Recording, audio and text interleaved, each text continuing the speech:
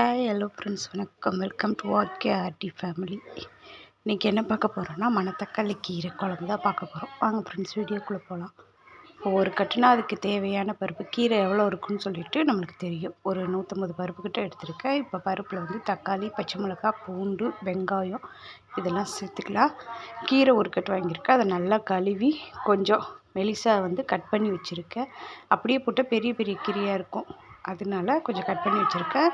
நல்லா கழுவிட்டு இப்போ கீரையை ஆட் பண்ணிக்கலாம். நான் கொஞ்சம் இந்த அளவு கட் பண்ணிட்டேன். இப்போ இது கீரையிலே கொஞ்சம் தண்ணி விடும், அதனால் பருப்பு முழுக்கிற அளவுக்கு தண்ணி போட்டுக்கிட்டால் போதும். ஓகேவா? இப்போ கீரையை வேக வச்சு எடுத்துகிட்டு வந்துடலாம். குக்கரில் ஒரு விசில் விட்டு இந்தளவுக்கு எனக்கு கீரை இருந்தால் போதும். இப்போ லைட்டாக அதை கரண்டியாலேயே கடைஞ்சி விட்டுக்கலாம்.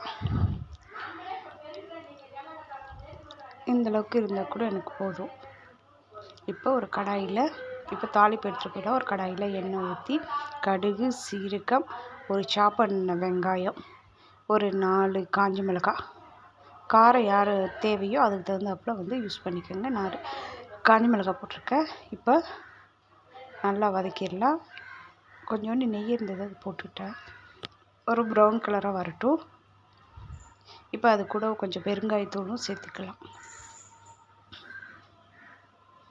இந்தளவுக்கு ஓரளவு நல்லா வதங்கிடுச்சு வெங்காயம்.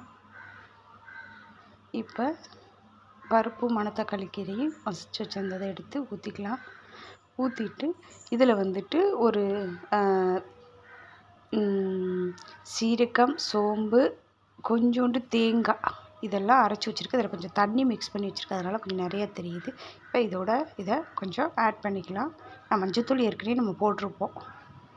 இப்போ குழம்பு நல்லா கொதித்து வரட்டும். இதை போட்டு நல்லா ஒரு கிண்டிட்டு தேவையான அளவு உப்பு சேர்த்துக்கோங்க. எனக்கு போதும், உப்பு போட்டாச்சா? இப்போ நல்லா கொதித்து வந்துருச்சு. அவ்வளோதான்.